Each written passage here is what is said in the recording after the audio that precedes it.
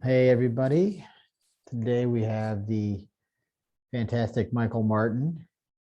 Magnificent. You can choose the honorific adjective of your preference. And we're going to be talking, at least as a point of departure, we talk a little bit about the notion of the chivalric real and possibly using Excalibur as the film, the 1981 John Boorman film, as a way into that topic. You had written a blog post about that. I think it was in April, a few months back, but it seems germane. The notion of the chivalric real, and you raise it in connection with specifically what would be a kind of Christian masculinity, but you can almost sort of generalize it as how does one order or create a sense of ethical identity in the world which is at hand presently, because the chaotic ambiance of the moment, the morass of identity politic, et cetera, really sort of interferes with an attainment of that sort of clarity. And in some respects, Excalibur seems a very neat film. Even 1981, was that 42 years or something like that? A long time ago. Tempest Fugit. So maybe that's just by way of some prefatory remarks, but let me just turn it over to you if you wanted to build on. Well, when I wrote that blog post, I've been thinking about, you can't help but think about these things. And of course I have children of my own. I have 6 sons and 3 daughters. So you think about how you're raising them and what kind of models you give them, and of course I've been teaching college for 30 years, a long time, 25 years. And I've just seen over the course of my career in a kind of, marginalization of masculinity, of any kind of, I wouldn't say archetypal even, I would just say, of maleness. And this goes back, actually, I remember 1987, I think it was, I met Robert Bly. I think I mentioned it in that blog post. And that's before he became like the Robert Bly, the men's movement guy. He had just, actually, I have it someplace in here. He had just written like a little pamphlet that was selling for $3 called The Pillow and the Key, which was his kind of take on later it was fleshed out into Iron John. That book kind of catapulted him, but it was just his little kind of contemplation of the fairy tale of Iron Hans, right? And he back in 87. That's a long time ago, and he was worried about where things were going with men. And I remember a friend of mine was really a couple years late after that, he was really into Bly and the men's movement. And he said, he wrote something, his name's Jeff Seth, he's still out there. And I'll never forget that he wrote, that even things like hunting or even having a strong cup of coffee were kind of poo-pooed, but as now we would call it toxic masculinity. And so anyway, those were the things that got me thinking about this, because I come from a working class Irish Catholic background, and those were things we never questioned. Masculinity was never anything we questioned, but it was only when I got a little older and I started hanging around with intellectuals where I found out that there were a lot of people that didn't like masculinity. And academia, of course. And I'm an English professor, and that is before that I was a Waldorf teacher, and actually those are both in general feminine fields. Those are women's fields in general, not exclusively, of course. A lot of great men teachers, but when I was a school teacher in particular, there were very few men on the faculty. It was less than 10%. And in English departments, there are certainly men in English departments, but it's overwhelmingly feminine and feminized, I would say, as well. And you could say that for much of the humanities. And so, and then fast forward a couple decades, then you get to the weird stuff that's been going on with gender. I think starting with Judith Butler, I think what we're dealing with right now in the culture is kind of the fruit of a couple generations of college students being fed Judith Butler uncritically and accepting it uncritically. Just like you saw before that, it was deconstruction. They were accepting what they thought was deconstruction, and I don't think Jacques Derrida is easily boiled down to just a one deconstructive gesture. I mean, he was a lot more complicated than that. But anyway, you fast forward and now talk about gender trouble, right? And what is the role of masculinity or femininity in such a culture? And I've written few books on sophiology, which is the divine feminine is the centerpiece of that. And when it's the divine feminine, I mean, you're also dealing with gender. And my kind of assumption about gender as far as sophiology goes is that when in the book of Genesis, when God says, "Let us make man in our image," he's speaking to Sophia, the divine feminine.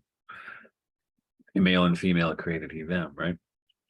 And so I think that's something that's been lost, and I think right now it's in absolute chaos. And that's what spurred me to write that piece on the Chivalric Real. Yeah. So there are like many things as you were talking that occurred to me.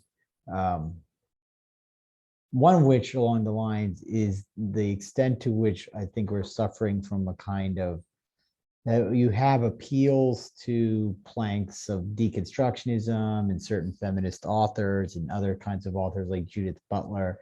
But oftentimes what seems to transpire from my vantage is that they are not legitimately appealing to their own sources. So deconstruction, I really think, is grotesquely misunderstood. It's often received as some kind of permission to be arbitrary. In fact, that is not what Derrida is describing. Yeah. He's talking about the fact that meaning and the relationship between language and meaning is subject to a certain fluidity and a certain need to, bear your context, right? Bear your context against time and history.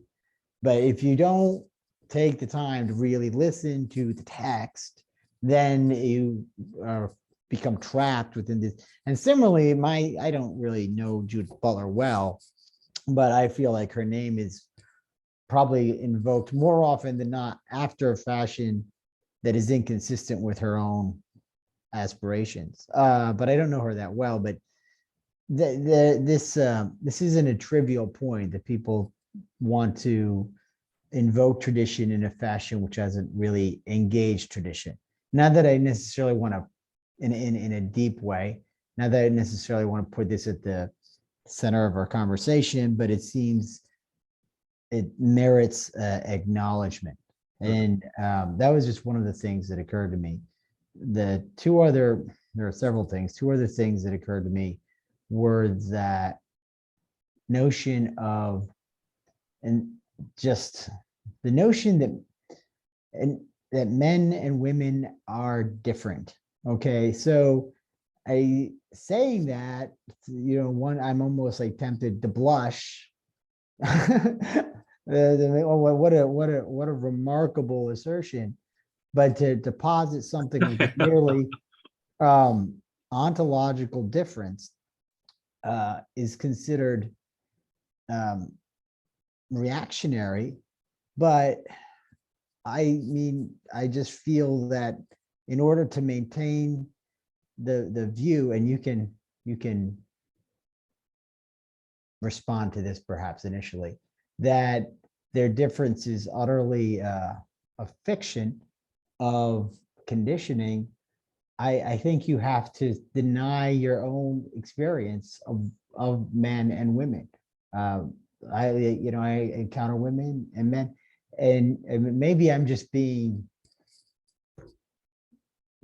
too naive in the interrogation of my own experience, but it strikes me that if you just like look at what first presents itself to you when you interact with someone who is a man or is a woman or what have you, there is an experience there of difference, a spontaneous experience of difference, right? And I think that we need to take that seriously. How would you respond to that impression? Or do you think that perhaps I'm being delusive in this impression or what have you? No, I think, well, I think what happens in intellectual or academic circles, people want to be polite and accommodating in general. It's not, those circles are not, they might say they like debate, but they don't. They don't. So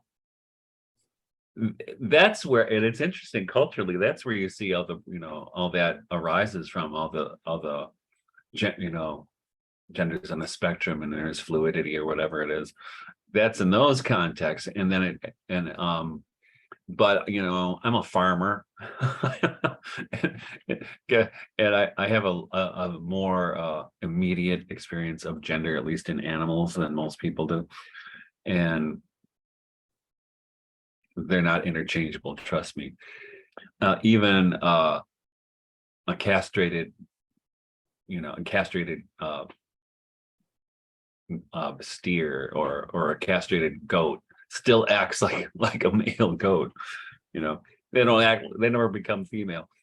And on the other hand, but what I think you're saying, because what you were suggesting is that we kind of have these immediate and spontaneous intuitions about male and female being different. Men and women are different because they are. And this is something children instinctively know, which is interesting. And well, it's disturbing to me, which is and this is why I think you see this race for gender, whatever it is, education or something, complicating gender in schools. I think that's why it's moved there, because I think the people who run things have decided that if you wait till they're in college, it's too late. You got to get them when they're little, right? It's the old Jesuit thing, right? Give me a boy at 7 and I'll give you the man, right? Mm-hmm. And I think that's what we're seeing happen right now, and I think it's extraordinarily dangerous, and I think it will eventually. Well, I think it's already backfiring, but so to look at it, and that's why I was looking at chivalry. So I mean, we could just ask terminologically, like, what is. Well, basically, then I want to recapitulate for purpose of clarity that my concern there, anyway, is that we're being encouraged to not listen to our own voice. That that a lot of gender discourse, ironically, trying to, on one hand, encourage people to listen to the beckoning of their subjectivity, is creating an atmosphere where we are discouraged from affirming what is straightforward in our experience. What's obvious, yeah. All right. We're going to believe me or your own eyes, right? The old Marx Brothers thing, right? So this dissuasion of people from just believing in their own intuition, I think, is a deep issue, right? But that being said, then you started thinking about chivalry, and I could just ask this question in an open-ended way. What is chivalry? Well, I mean, it's the idea that goes, I mean, it's an ideal it's not it's not a practice necessary. But going back to the Middle Ages, the code of knighthood, the code of chivalry, right? Mhm. The and we see, and I think this is part of it. You see this in the attraction of children and boys in particular for Arthurian romance. You know, I've seen it in all my kids. They eventually get to this. Well, and it's not just with Arthurian romance, but they see it also in their fascination with the Lord of the Rings, right? So, what is it to be a good man who defends, like in Psalm 82, defends the poor and the fatherless, who delivers justice to the afflicted and needy, delivers the poor and needy, right? Mhm. That's, to me, Psalm 82 is a code of knighthood. And so, I mean, and to live not well, and as I write in that blog post, I mean, there is a violence inherent to maleness, right? Joseph Campbell, the mythologist, I think it was him, made the observation, that in primitive societies, women set traps and men hunt, he thought that was the perfect guide to male-female psychology. I think he's right, and I think he's true, because men don't think like women, and I don't care if you can get all the surgeries you want. We do not think like women. That's just how it is. But so looking at chivalry, right? There is, like I said, there's this violence that needs to be contained. It has to have a vessel to contain it, and it has to be civilized. Interesting, if you look at, hunting, for instance. In Europe, not so much in this country, but even in this country, it still exists. In Europe, there is a code of chivalry which doesn't mask, but tries to civilize the inherent violence of hunting, and ritualizes it as well. I mean, you have to kill something to eat, and if you're a vegetarian, you're not only you're killing vegetables, you're killing all the animals that were eradicated so you could have that soy burger, right? So ritualizes this, and in fact, one of the versions of Tristan and Isolde, it shows Tristan is giving them instructions on hunting, and what they do in Europe to this day, and some hunt clubs in the United States do this. I've never been to one, but it sounds fascinating. I think I would love it. What they do after a hunt is they lay out the game, right? So there were rabbits, who lay the rabbits out according to size and sex. Same thing with deer, or whatever else had been hunted. And at the end of the hunt, they kind of toast the game, right? And it's interesting that it's called, la chasse in French, or game in English, right? So there's something with hunting game. It's a game, right? And there's a really great book, if anybody is interested in this topic, by Ortega y Gasset. Yeah, Jose Ortega y Gasset. That's right. It's called Meditations on Hunting. It's one of the best books I've ever read. And he talks about it too, is there's an interesting relationship. There's part of it is the ritualization of it, which means to civilize this brutal act that is at the center of human existence. But the other side of it is that it honors our participation in our wildness. And knighthood, at least the way I'm understanding it, and I used to teach courses on La Mort d'Arthur by Thomas Mallory. Mm-hmm. And so knighthood is an example, in Christian knighthood in particular, is an example of how those worlds of violence and Christian faith and civilization and wildness how they can find and you can't resolve them, but there's a way to bring them into, I don't even want to say harmony is the right word, but a kind of And the balance. even like the word even reconciliation is almost not going to quite work, because there's like, as indicated by the notion of the wildness, there's something which is going to be irreducibly chaotic about it, not quite subject to containment or restraint. And now these are difficult issues. I haven't read that particular book by Gasset, but he's an interesting author, because I've read several other things by him.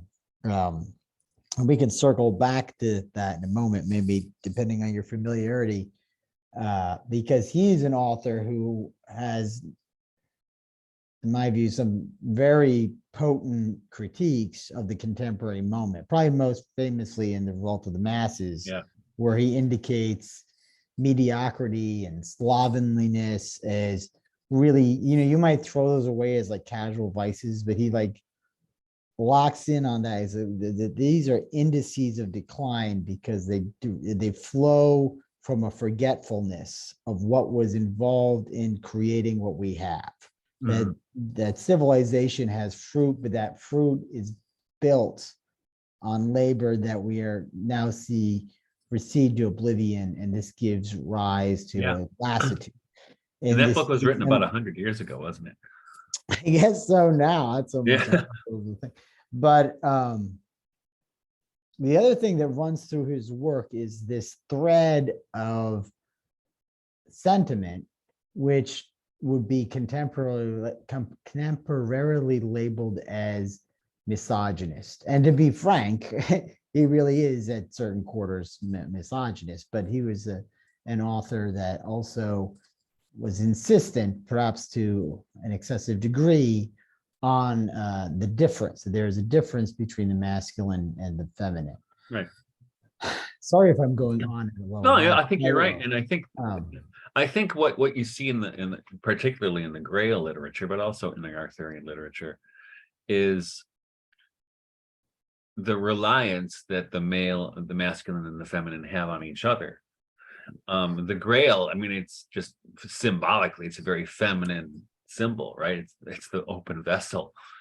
But in the Grail literature, women are the ones who play deciding roles in guiding the knight toward the realization of the Holy Grail. And it also connects to the sociological dimension. Like, as I was watching Excalibur, the Grail stands in for a model of redemption, which is fundamentally Christian. That was my reading, right? But in Merlin and Morgana, they sort of stand for the world before, the pagan world, right? And there's a very crucial conversation in the film when he is initially taking Morgana under his wing as an apprentice, and he says, the one God comes to drive the many gods out. Now is a time of men. The way of the necromancer. Right. And it happens at Arthur's wedding to Guinevere too, right? Yeah. Yes. Yeah. Yeah. And why do I bring that up? I bring that up because there is, I think, a distinctive difference in the ethic of Christianity than the pagan ethic. And this might even be accessible in interrogating the ceremony of the hunt or the hunting, which you brought up.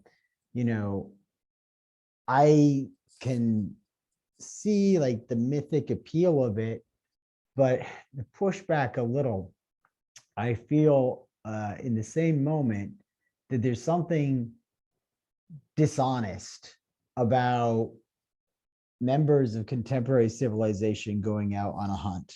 Now, that's subject to some qualification. If you are raised in a very rural environment, that might be different.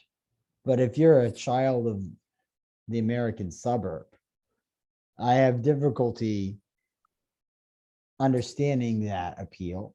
But here's the thing, though. Because, Let me push yeah. back. So here's the thing, and this is what I've noticed. So I grew up in the city, but I've lived in the country for most of my life. So you're in a suburban situation, you get your food from the grocery store, and even though you're not a vegetarian, right? Well, in those situations, and this is what I found, because I went through a period, I was a vegetarian for, I don't know, 10 years or something. And I started dreaming about hunting. Well, my wife was pregnant with our second son, and she started craving liverwurst. So the midwife said, well, I guess you better eat some. But what I have found is that, so, and there is a sacramental dimension to it, to hunting. I mean, for me anyway. Probably not for a lot of people, but there is for me, because at one point,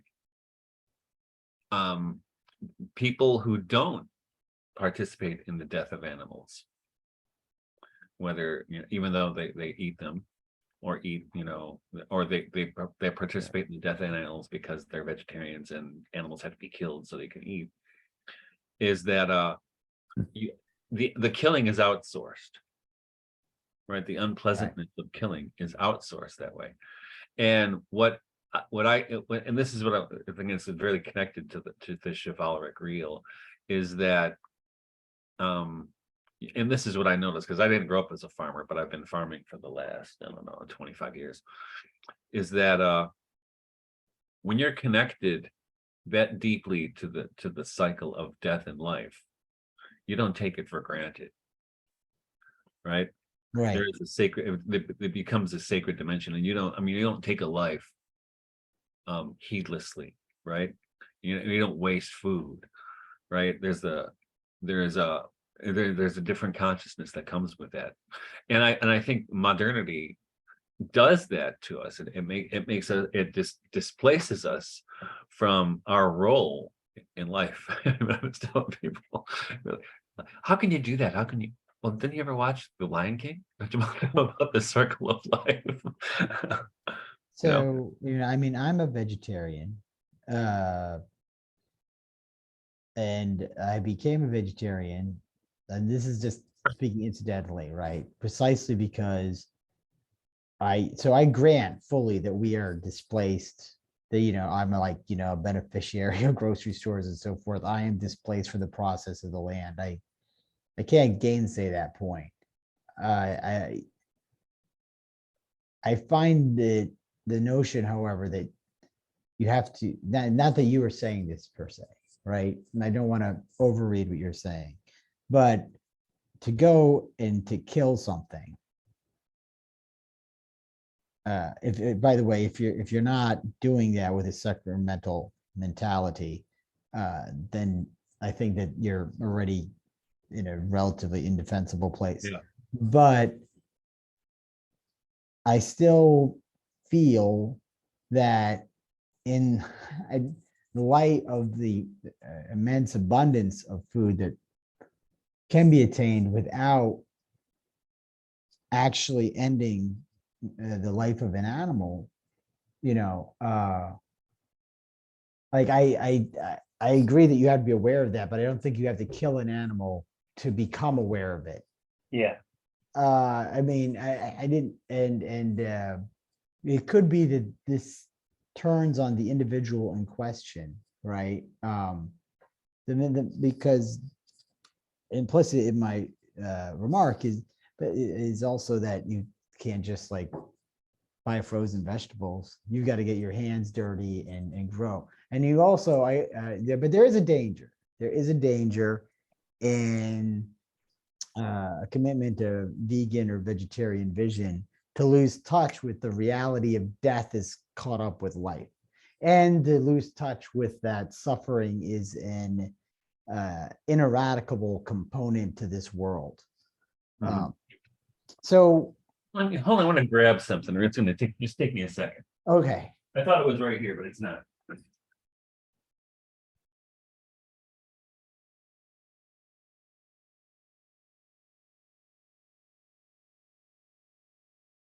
Oh, there it is. Okay. So I'm going to read you something. This is, I quoted this in my book, Sophia in Exile. Let's see if I can find it.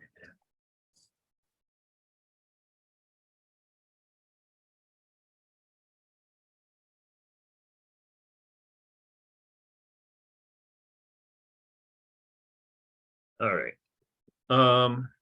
Here, this is Gary Snyder, the beat poet. From his, it's a kind of a prose poem called Long Hair. It says, once every year, the deer catch human beings.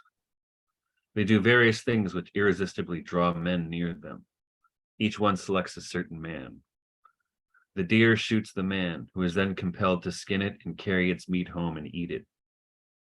Then the deer is inside the man. He waits and he hides in there, but the man doesn't know it. When enough deer have occupied enough men, they will strike all at once. The men who don't have deer in them will also be taken by surprise, and everything will change some. This is called takeover from the inside. So Gary Snyder invoking this idea of recapturing our wildness, right? And owning it, right? And owning it. I think that's the important thing that we're talking about. And this is what when I wrote the Chivalric Real, I think we don't own it. I think we don't own not just violence, but that the role of male as protector, right? The male, the idea. I don't know if you have children, but I for a while there, I was kind of having a flirtation with Christian nonviolence, and I kind of liked the idea, but then I could not get over the fact that if someone came in intending harm on my children, my wife, and I agonized over this for months, maybe years, what would I do? And now I'm sure I would take them out if I could. Right. And I've been in, so I'm in a similar position, right? Oh, I'm a vegetarian, right? Woo, whatever. Okay. But I've also been in a few Donnybrooks. Okay. And situations where I'm almost reminded of the remark of Emerson, which when I first read this, when I was young, I was annoyed by it. I found it an annoying remark. But as I've grown older, I see the wisdom in it. It's like a foolish consistency is the hobgoblin of little minds, right? And what we're talking about is also very difficult in our milieu because modernity, and there's a little tension here as to like what can and cannot be sort of eliminated from the world, right? But modernity is trying to expurgate dimensions of our being which are definitional to our being. Okay? If we are going to be human, that means we have to incorporate aspects of ourselves that are not computable, right? To remember. And so now, okay, so this and central to that is the idea that we are part of nature, right? We're not outside of nature. We're not some kind of Cartesian observer. We are part of nature. And we can also, but so like from a Christian, like what is Christian nature? Right. What is nature? So depends who you ask, right? And maybe another question is, and this is a difficult question, but one which is perhaps incumbent upon us to interrogate: what is the violence of God?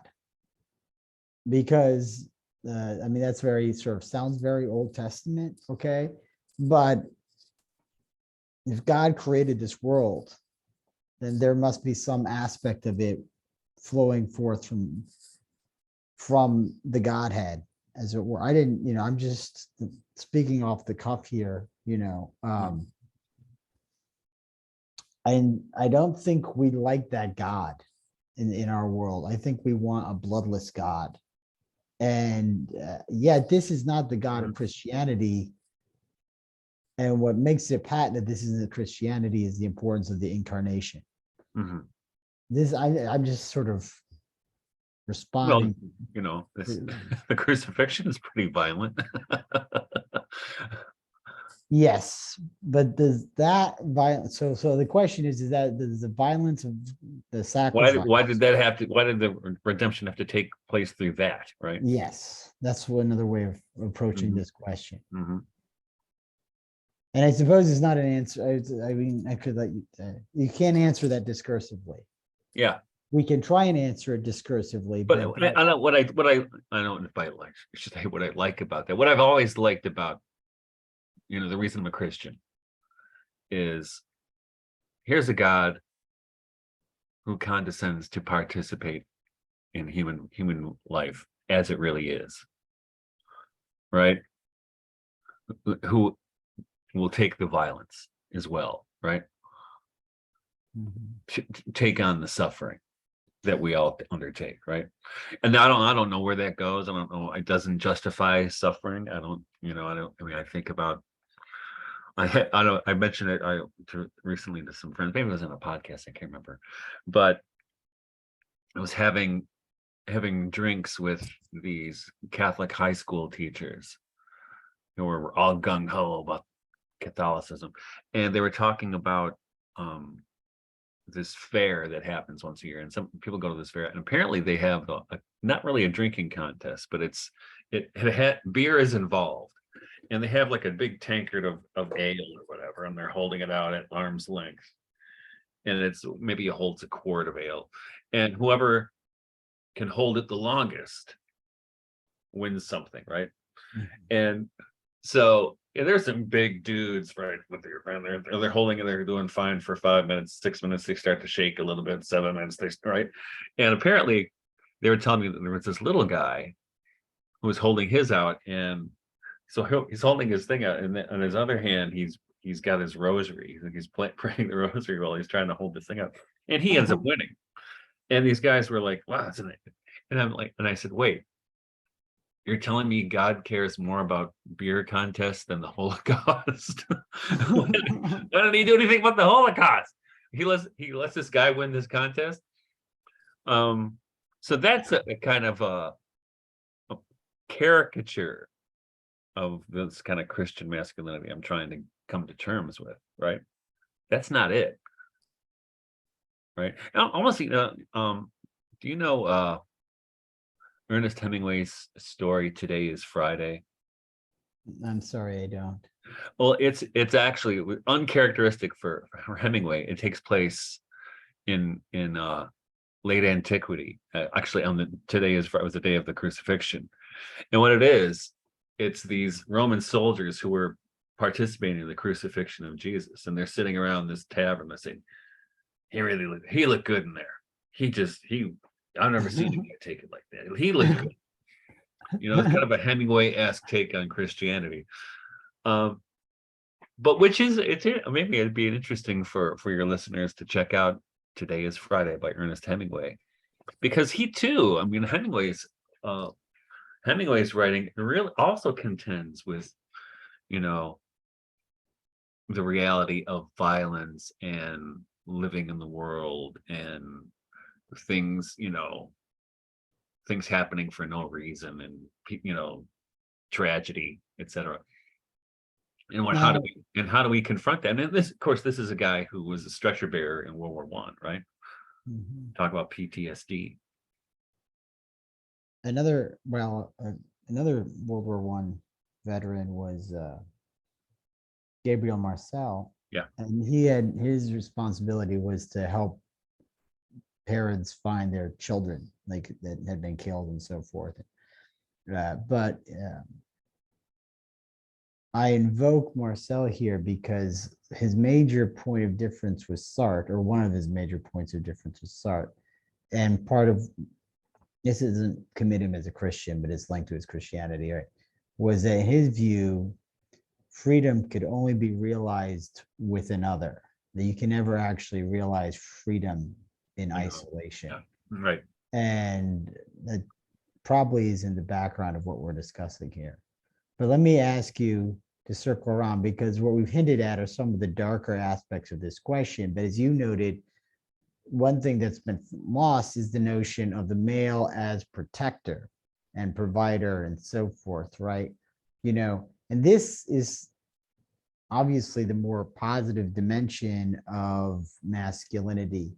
And I don't think it's been forgotten, but I think there's a despair that's encountered where you might meet a woman and want to be there for her in that way, but you don't feel that you can be there for her in that way in this culture, because it would be seen as a kind of unwelcome imposition on their own autonomy. Yeah. I mean, do you think that that is a reality, or how do you respond to that? Well, no, I think if I'm looking at my own marriage, right? That was one of the things my wife and I had to work out. I mean, because when we got married, we were both vegetarians, and I was really sensitive into her needs and stuff. And then basically, she eventually, she decided, well, even with the thing with people when they get married and whether or not the woman takes the husband's last name, right? Mhm. And that was remember, people might not know, but back in the 80s and 90s, it was getting to be crazy because people were getting these hyphenated names like Jones Smith, Washington, whatever. Something went on for, I kept thinking, where's it going to end? And people stopped doing that. So either the woman keeps her name or takes the husband's name. And my wife, I was never going to say, take my name. But she insisted she take my name. And I said, well, why? She goes, because I want people to know we're all one family. So that was her assertion of, and actually her invitation to me to be a man, to be the man in a way, right? Mhm. And you see, well, another part of this is we were both kind of trained to think that those kinds of what we call traditional male and female roles, especially father and mother, we were kind of trained to think that those were passé or were for whatever, whether it was the culture that trained us or whatever it happened to be, or our social groups we happened to be in at the time. But we met an older woman who said, and she's kind of said it straight. She said, no, here's how it goes. Bonnie is in charge of what's inside the house, and Michael's in charge of everything outside of the house. And then you'll be happy. Kind of a me Tarzan, you Jane thing, right? But which is it is very helpful in helping you arrange your lives, right? Now, in fact, we did a show on this on the Regeneration Podcast. We're early on about we were starting from Ivan Illich's book Gender, right? Talking about how, say, in different parts of Europe, some places of Austria, for instance, milking a cow might be considered a feminine job. Other places, it's a masculine job, right? But there's also, and we have that too at my farm, right? Even though you eventually get to the part, well, whoever's home can do it, right? So but it was actually when we first started milking cows with my daughters did all the milking, right? It's kind of the classic idea of the milkmaid, right? But now they're getting older and moving out of the house and stuff. So I take on more of those responsibilities.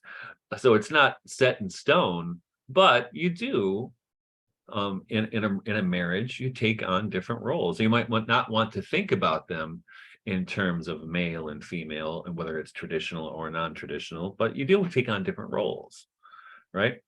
I'm a nurturing man, but I can't breastfeed, right? You know what I mean? Right. My wife has a very different relationship to our children than I do, because she bore them in her body and she nursed them at her breast. And that's something I can be as sensitive. I can be the most sensitive guy in the world, and I think I am. But I can't imagine what that feels like. I cannot put myself in her place. I can only guess, and I'm sure I'm totally wrong. But likewise, she can't guess to be what it's like to be a father, right, or a husband. And especially I think what we have in our culture, right, very, very often children grow up in houses that are of divorce, so they don't really know what it's like to have a father around all the time, right? And I think you see this happen when people start, get to be older, say 20s, getting toward 30 usually, and I think you see this I think I mentioned this in that article, in like traditional people attracted to traditional Catholicism or Eastern Orthodoxy with having a spiritual father and stuff. I think they're searching for a father because they never had somebody to tell them the rules and what to do. There was never that kind of fatherly authority. So they're trying to accommodate or compensate for it, right? So I mean, like we said, these things are not resolvable. I think you need to just acknowledge that they exist. But I think that it gets harder to exist though, to acknowledge those things if we don't even acknowledge that there are differences between men and women. I think one thing that I think is necessary to there's I think a kind of humility. Humility seems to be what's the prerequisite to reconnect with these notions, because there's something about the idea of unfettering yourself from certain biological dimensions that has an appeal to the pride. I think this is a key feature of modernity, and that we can somehow dominate our nature to a very intense, even radical extent. And to fall back onto notions that are traditional, it requires a kind of humility that is difficult to cultivate at our current junction. Well, I also think, this doesn't get mentioned very often, but I think we have 100 years of people being raised with Freudian assumptions, right? And I mean, in a way, you could say that this, you can call it an Oedipal rage right now that's going on in the culture of whether it's about gender or whatever it's about killing the past, right? Killing the father, right? Yes. That's what I mean when people are rejecting Christianity or history. It's Oedipal rage writ large. I had not thought about it in those terms, but it's interesting because it's then associated also with very sort of very, maybe this is me, but my impression is that these calls for the renovation of history, really at times even its erasure, are linked to a positive aesthetic, which is very effeminate in quality. If you look at the sort of vision which is then offered that nominally would supplant, there's a kind of gentleness to it and so forth. But yet, I don't know. It's so. I mean, I'm saying these things are get me. It's fine. It's So there's like you almost look at even the idea of strength, just being strong, even without assigning it to a valence, right? Is seen as problematic at this time. Like to be strong. Even having a strong opinion, right? Right. You're like, oh dear, my. So it's a bit of a we overvalue nuance in our culture. Yeah.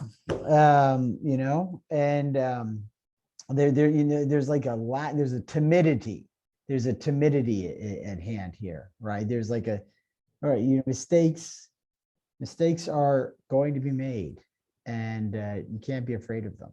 Well, and not only that, but we've seen over the last, I don't know, 10 years maybe, with canceling, right? Canceling people, which makes people afraid to speak. There was a while actually before COVID. I kept commenting to colleagues at the various colleges where I would teach. I said, "What is with the kids these days? They don't want to say anything in class." So it would teach. Say I was teaching "Far from the Madding Crowd" by Thomas Hardy. Thomas Hardy. There's a person who wouldn't be welcome these days. That's for sure. But I would say, what do you think about what happens with Bathsheba? And they would be, I don't want to say. They wouldn't say anything. It was frustrating. It was like pulling teeth. Where when I first started teaching college, all I'd have to say was, "What do you think about Leopold Bloom?" And they just start talking. But they were. What happened is that they were so cowed and they were so terrified of being outed about sharing their beliefs or what they thought about even something just like a work of literature, that they wouldn't say anything. But what happened through COVID, I noticed something happened after COVID. They're like, "Fuck this shit," and they would just then they wanted to talk. Because they realized after they were actually going to school, and it was like prison. It was like going to prison because they were confined to their dorms. They couldn't do a damn thing, and they're like, "This is bullshit. I'm not doing this again." And then I was teaching a course on romanticism after all that crazy stuff was going on, and they had these wonderful women in this class, and they were really great. It was like teaching college. They were had questions about everything, comments. And I said, "What do you think?" I wasn't, for the longest time, I couldn't get students to say anything. And they said, "Because we went through what we went through, we don't want to be afraid to live anymore." That's a very encouraging anecdote. Yeah. Because the last few years have, in my mind, been crazy. Just the greatest deception wrought against human beings in history. I'm always very chary about being victim of like the conceit of the president. Like the president always understands stuff. I'll go, "This is the rest of time. This is the worst." No, this was a deception. Yeah, a deception on a scale without precedent. Mm-hmm. And it is a silver lining that some people have been loosed by it. I don't think that silver lining is sufficient to redeem it. But at least, but it's good to see that purpose to sort of shake people out of their complacency. It's like trees growing in the cracks of the sidewalk, right? Which is actually then why revisiting the question of what it is to be a man or what it is to be a woman. Yeah. Well, let's look at So by the way, it's totally random. I saw you interviewed my buddy Guido Preparato. Yes. Whom I actually first encountered with it was the interview you guys did on anarchism, where I just love that interview, his whole take on it, and I love him to death. He's got a great way of putting things. He's so hilarious. He's hilarious and he's super smart. So. But let's, because you mentioned Excalibur. Yes. Which I used to do a course on. In fact, I taught Lord Arthur, but also I taught courses on the Holy Grail. But I saw the movie when it came out. I was a kid. It was like 19 or something, and made a huge impression on me. And I just watched it again last week. Pardon me? It's a very mythopoetic film. Absolutely. So what is it? What is it with that film? What is it that attracts you to that film?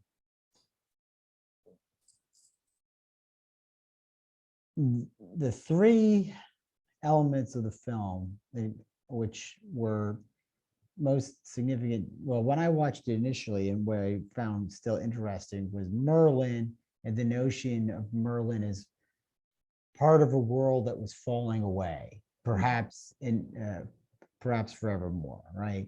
And So that is an aspect of the film that at the time I watched it really to which I really connected. And then there's the issue of evil as it shows up in the world. And you have initially the perfect virtue of Lancelot that is compromised at the end of the day by but you don't want to believe it's lust, because it's not lust. There's actually an authentic connection between Lancelot and Guinevere, which they both intimate from the outset. Yeah. And there's a tension there between that and the formality which accompanies the marriage of Arthur and Guinevere, which is not an unholy union, as it wasn't the same darkness which was invoked in. It's not evil. Case of, there's no evil there. They both love each other, but there isn't this more vital connection. And so what I found myself asking in the course of watching the film is, who am I in my life? Am I Lancelot or am I Arthur? And I think probably most of us at different points in different relationships have connected with both of those characters, right? Because Arthur knows his doom and accepts it nonetheless because his yearning is such, right? And the same is true of Lancelot. So there's that dynamic, which is a very interesting dynamic. Then there's also the relationship to the land. And the king and the land are one, and the importance of that. This, I think, is a very difficult concept for the contemporary person, though, to understand, because the notion of the king or the monarch is not something with which most people are brought up or raised with which to resonate. And I mean, to be honest, I don't resonate with it. I don't want any king. Ni do ni mats, right? So, but it still stands in for something in human being which deserves elaboration. And in the background, of course, there's the dragon and the mist of the dragon. Yeah. What is the dragon? This is deeply enigmatic. The look of the dragon is to be burned. And then there's these great little essays on like evil through Morgana, son Mordred, whom you can't even blame because he's just the victim of a terrible consummation which he was innocent, but he has a kind of congenital perversion. He's got a big he's got edible rage too. So and of course then there's the interesting remark of Arthur toward the end in the wake of his drinking from the Grail and the redemption, where he says, I've lived too long through others. Yeah. Now, and then he says, Guinevere has borne my guilt, my soldiers, my battles, Lancelot, my virtue, or something to that effect, right? Yeah. Now I must be king. So there's lots of notes. There's notes and there's crucial points along the way. And Percival is Percival is perhaps the most Christian character in it, because he's, initially he's just a thief. Who tries to rob Lancelot, right? He almost served best by grace. So he's the salt of the earth amongst the Knights of the Round Table. The others have almost a kind of superhuman quality to them that removes them from our ability to identify too closely. There's lots of interesting moments that you could just sit about. Then you think about what happens with Gawain, and he's drunk. Yeah. And he didn't say anything, but then he does. Of course, there's Morgana sort of pouring poison into his ear. Right. And then you have this specious relationship with truth, which creates unnecessary strife, as exhibited by Sir Gawain. So there's the virtue of discretion is sort of treated there. And in that same scene, that's where Merlin answers two questions, both where you find evil, where you least expect it, and also what is the most important. Wait, is that in the same scene or subsequent scene? I think it is the same scene. What is the most important virtue of a knight? And he says, truth. Yeah. A man who lies murders part of the world. Right. So another great line of his is that it is the doom of men to forget. So impressionistically, these are the things that sort of stand out in the film as eliciting a kind of mythic response. Like it's touching a part of my being, Right. which, and the fact that it's not really about the narrative. Yes, there is a narrative which ties it together, but it's more about the character. It's very archetypal. Mm-hmm. I mean, where do you resonate with that film? Well, I mean, I too, so this is probably a few years after I saw the film, when I first read The Wasteland by T.S. Eliot. And in his footnotes, he's citing Jessie Weston in her book, From Ritual to Romance, which is what John Boorman used that, because he says in the beginning of the film, based on The Mort d'Arthur by Thomas Malory, it's kind of based on it, but it's very different. And I mean, the arc of the story is that, and if you read the Mort d'Arthur, it's doomed from the beginning. So there's a melancholy that pervades it, like the Huizinga's book, The Waning of the Middle Ages, right?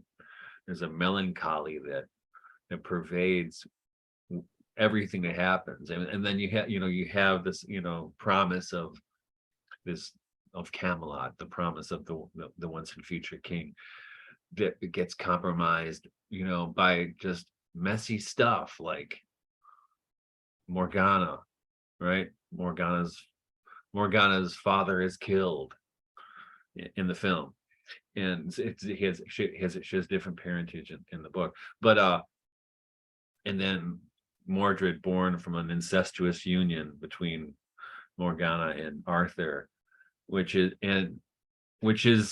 not, from one aspect it's by design, but from Morgana's perspective it's by design, but from Arthur's it's by accident, right? But you can see the seeds of doom that are coming, right? And it's because it's an example of human life is just messy, right? Lancelot and Guinevere, is a great example. And I think in the film they portray that beautifully by showing how conflicted, especially Lancelot, they both are, but especially Lancelot. How do you? He says, and when he goes to and I think the performances in the film are brilliant, but when he goes to pick up Guinevere to escort her to Camelot, there's that scene, and Helen Mirren is one of the great actresses ever. There's Sherry Lungi, who plays Guinevere. When they see each other for the first time, I don't know how they did that. It's just so beautifully. It's like, uh-oh, they can say love at first sight, right? And then when they're on their way toward Camelot, and the ladies in waiting are all giggling like girls, right? And Guinevere goes up to Lancelot. They want to know if one of them could win your favor. No, I'm a fighting man. Surely there must be someone. Yes, there is one. You. I love you as my queen, as the wife of my best friend. And while you live, I shall love no other, right? And it's bittersweet, but it really is, I think, a testament to how life actually works. You know what I mean? Which is why the book does the same thing. And that's when I think there are so many great moments in the film that aren't in the book, like when at the first, right after Arthur draws the sword and the knights are at war with each other, and he's going to, he's got Uriens.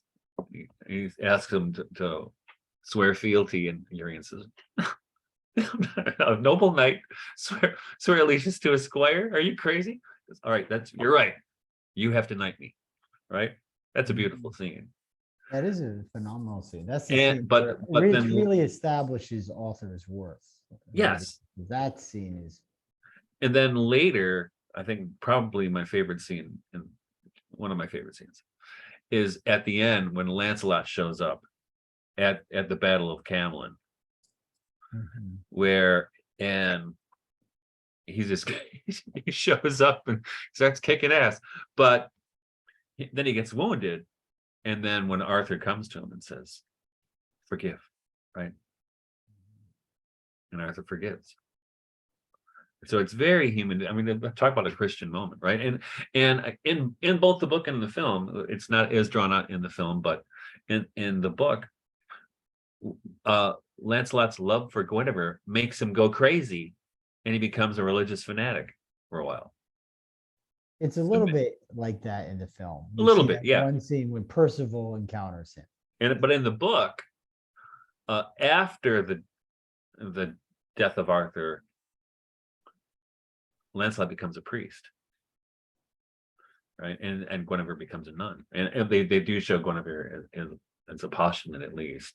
She's living in a nunnery. And of course, the scene where she's been holding Excalibur, I have it, you know, right?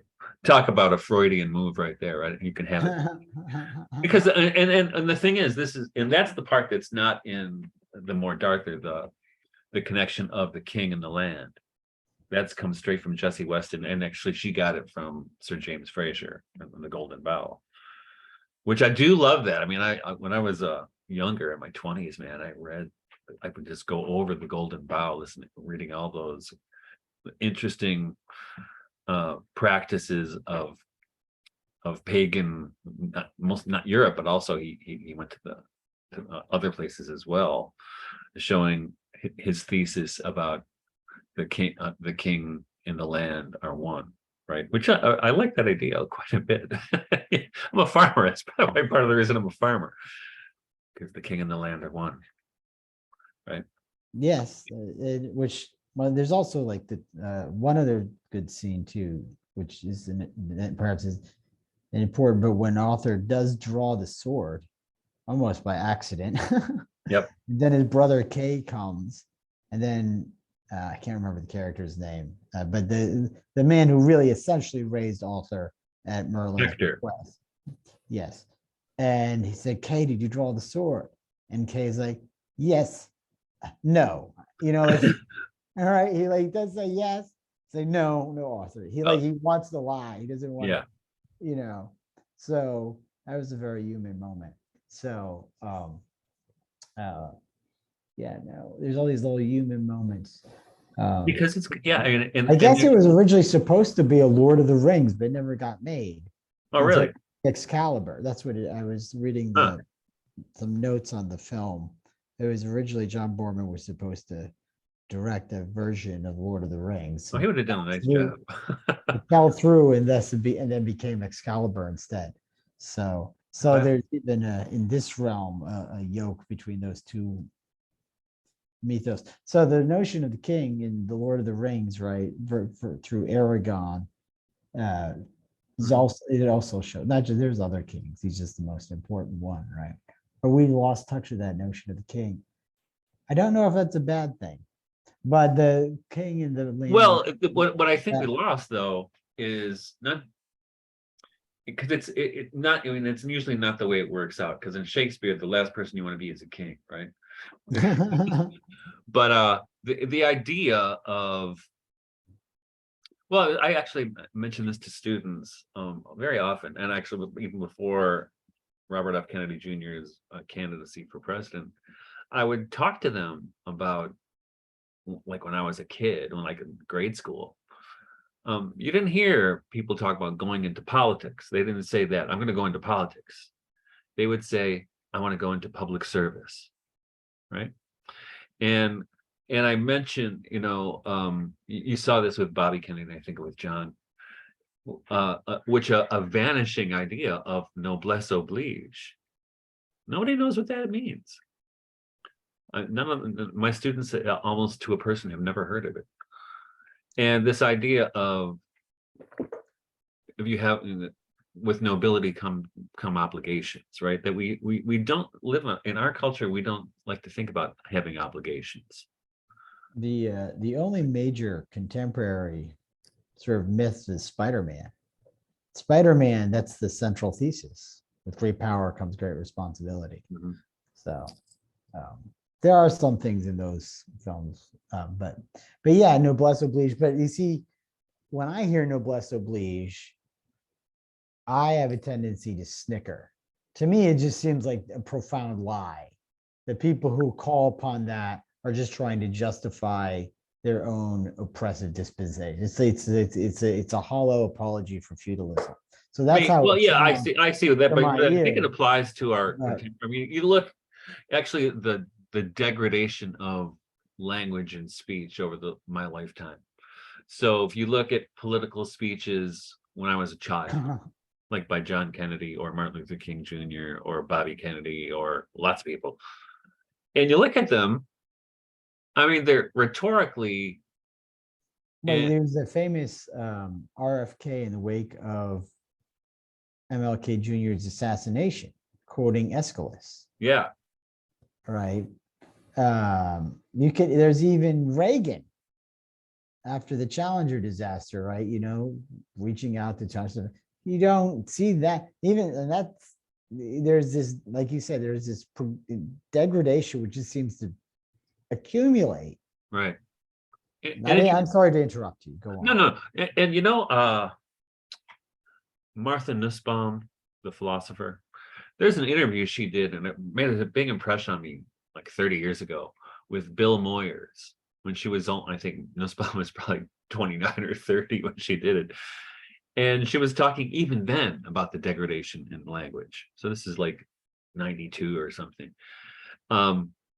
And she pointed to it was actually it was a show on what can these old myths and legends and tragedies teach us, right?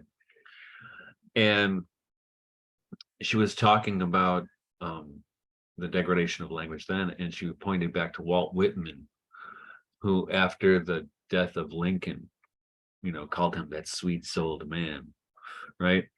Who and I think this is interesting. So I think you don't have. I'm speaking of models of masculinity. I think one of the best in literature is of Odysseus. I always call the Odyssey. This is a story of a guy trying to get home from work, right? That's hilarious. So I was actually talking about Odysseus because he's a problematic character, and some people would suggest that he prefigures the errors of modernity because of his cleverness, and through his wily ways, almost can cheat the gods. Of course, he can't actually cheat the gods, and thus is the tragedy of the Odyssey, right? But it's interesting that you invoke his name. But it's the thing is both the Iliad and the Odyssey, like in the Iliad that Simone Weil called the poem of force, right? Yes. That but what you see with especially Odysseus, and Hector in the Iliad, right? Those I think Hector might be the truer idea. Yeah, I think he might be too paladin-like in aspect. But Odysseus still, I mean, the ambition in the Odyssey is for a son to be reunited with his father, to find the missing father, and for Odysseus to return home, right? Because yes. he could have spent a great retirement with Calypso, with the Playboy bunny, but he wanted to get home. The Isle of Circe, right? No, Circe was the witch who had trapped Oliver, his guys, and turned him into pigs. Oh, okay, sorry. Because ladies, it just takes a clever woman to turn a man into a pig. So, yeah. So he's an interesting. There's also like the yearning for totality of experience in Odysseus, right? Because he has his men tie him to the mast so that he can hear the sirens. There, that speaks to the essence of Odysseus. Mhm. What's another example of masculinity literarily Um, or cinematographically? well, let me think. Well, I think what I mentioned, Far from the Madding Crowd, right? Gabriel is a good example. I mean, talk about long suffering. Um, and I think So, Thomas Hardy is an interesting writer. Um, not the happiest fellow. no, well, Jude the Obscure, it's remarkable work. Oh, it is also extraordinarily depressing. Yeah. But I think Gabriel in that is a good example of in that book. When I teach that to college students, I said it's like everybody in this book tricks themselves into something really stupid, right? They make life decisions based on bizarre whims that don't make any sense. Whether they're playing, they flip the book to whether I give the Valentine to Joseph or give it to Mr. Baldwood. So it goes to Baldwin, and he thinks she's in love with him, and he's been an asshole for the first part of the book. All of a sudden, I'm in love. I don't doesn't make any sense. But Gabriel is kind of stable in there, even though tragedy visits him repeatedly. What else? Are there any? Well, I think from cinema, I think two films that point actually Russell Crowe films is the Gladiator or Gladiator. Yeah.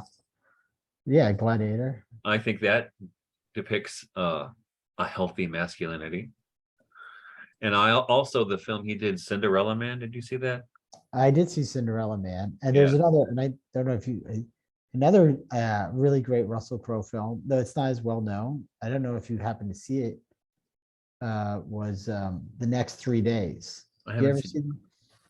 I think it's worth checking out because it's based on a French film. I haven't seen the French film, but it's about a prison break. There's a man, his wife is convicted unjustly of murder, but it's a genuine tragedy because the evidence squarely indicts her. Now, because you have the benefit of Right. being, the omniscient viewer, that she's actually innocent. But the exhaustive appeals process, so she's going to be in prison the rest of her life. And for him, this is a completely unacceptable outcome. Mhm. And so he's going to break her out of prison. It takes place in Pittsburgh. And it's so it just sounds, I know how it sounds. It just sounds like, oh, it's just a prison break film. But it's so much more than that because there's a reality to him, like taking this quest seriously. He's like an English professor at adjunct college, and he's teaching Moby Dick, and while this is all happening, so that's there in parallel, right? And this is his white whale, right? And it's for the love of his wife, and is also for his son. So, Well, yeah, and that's what happens in Cinderella Man, right? yes, yeah. The stuff he has to suffer just to keep his family together. And I mean the metaphor of taking a beating, right? Or potentially dying while you're doing it, right? I wonder about Rocky. He's a Cinderella Man, puts me in mind of just boxing films in general, right? You can almost set that against Raging Bull. Like that is not what you want. No. Okay. Not at all. Yeah. But do you want to be Rocky either? So like Rocky's a very sympathetic character. He might stand in. I guess nobody wants to be Rocky because he's so simple. He's a simple man. Yeah. And that simplicity is perhaps unappealing to some. But another great film, I think, is Scent of a Woman. With I have never seen it. I have no clips of it. I've never seen the whole film. Oh my! You should go watch that tonight. Because do you know the premise? The premise of the film is that he's this blind war vet, and gets pawned off on Chris O'Donnell to watch him for a weekend. But it's great. It's a great film. I'll have to check it out. But I'm sorry, we should wrap it up. I apologize. Okay. Sure. We should sort of circle back to the beginning with the notion of the chivalric real, and maybe to try and focus the question. The issue is, how does one exemplify that in the modern or postmodern situation? Does that involve living according to another world which is there but concealed by the veil of the contemporary? Is like the act of, is chivalry entail living from a vision that is grounded in a kind of faith rather than some sort of rationality?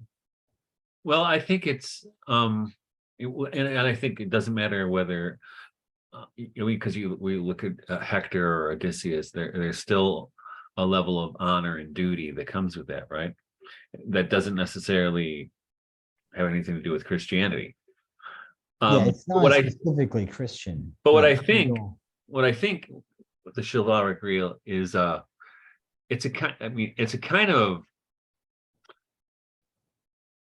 quest of your own, first of all, of your own psychological integration, right? And I think that's why the feminine is an important part of that, because, as I mentioned in that article, there are caricatures of the masculine in the hyper butch, toxic masculine figure, and there's also what Robert Bly called the soft male, right, which are both unintegrated feminine, right? But there's and I think this is what we see in those stories, right, with Guinevere and Lancelot in particular, but I'll throw Arthur in there, but with Tristan and Isolde, right? You can't do it by yourself, right? Yeah, you can't. A man cannot do it by himself, and you need the feminine to show you how to be a man, which, if that makes any sense. But it is a kind of quest, though. It's you can't just get a formula. Okay, that's right. And you can't even think about it. How can I be a man today? Right? You just have to. It's really a product of living, trying to live as authentically as possible, right? And I think, but I think if we live authentically, and for me, as a sociologist, this idea of living authentically means living in a conscious relationship with the creation and the creator, or the spiritual world, right? Which is it's liberating in a way that, I shouldn't say liberating, it's probably the wrong word, but it's grounding in a way that so, because if you ground it in creation, for instance, you're related to the environment, you're related to how things are in the world. But on the other hand, the relationship to the spiritual world, or to God, or what do you want to call it, is the relationship to this kind of higher calling of ethics and even mysticism and love, right? Which and there's a kind of interesting relationship, because then in a way, kind of, this is what the Sophianic is like the between, you kind of exist in a between those two realities where they blend, right? That where the creator and the created, you live in the in between there, which is, I think, where reality is. I think it's where reality exists. But some people try to live too much in either the opposite poles, too much in creation, or too materialistic, or too spiritual.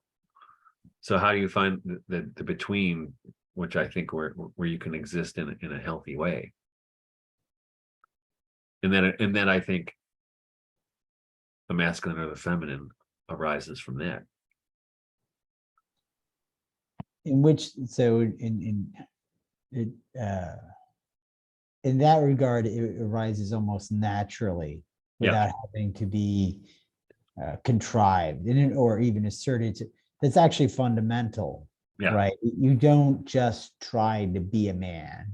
You just be a man or a woman, or just be. Otherwise, it's cosplay, right? Right. Yeah. You have to avoid just living out of a sort of inauthentic mimicry. And it helps to learn how to do things too. Well, that's sort of leads to like a practical point, right? So there are things that you just don't know until you know, and the only way you know is to get your hands dirty, metaphorically and literally, and then that process. One thing that we could keep going, right? Because one thing that happens once you start getting to how things actually work is you find out how much you took for granted. The most simple things underneath them sometimes are like if you look at like an automobile, like all these small details, right? Like and they make the engine block. Someone at some point figured out that so that when you put the oils into the piston chambers, so the oil doesn't slide all the way down the chambers, they're slightly etched to slow down the migration of the oil so that the chambers will stay effectively lubricated for the action of the piston. Someone had to figure that out at some point. And and not just one person, right? There's like a whole population of people who went into this small detail. And you're never going to just happen across that detail unless you become like involved in that process in some way. And that's just one example. The examples are legion. Go on. Right. And then that connects to what it means to be a man or what have you. It might affect, not that it precludes you being a woman, please, say, why do we even have to say that? Why do I even have to qualify myself? Like, no, you could say, well, what does it mean to be a person? Well, the thing here is the problem of abstraction, right? To be a person is to be a specific person, which puts you in a specific context. And then there are certain things that flow from that. And because of because of its necessarily specific nature, you are limited in terms of what you can relay conceptually. Sorry, it felt like I was going out on a yarn there for a minute. So. It was good. I did have one more example of masculinity, which might sound kind of cartoonish, but Worf, the Klingon in Star Trek The Next Generation, especially if you follow his whole arc as a character, his commitment to the principle of honor consistently displayed through that in that world, I actually think is very, very, very like that. touching at some point. So, but anyway. Yeah. So thank you, Mike, for talking. Hey, thank you, Tom. So I enjoyed it. We'll leave it here for now, and I'll talk to you guys later. Take care. Bye. Bye-bye.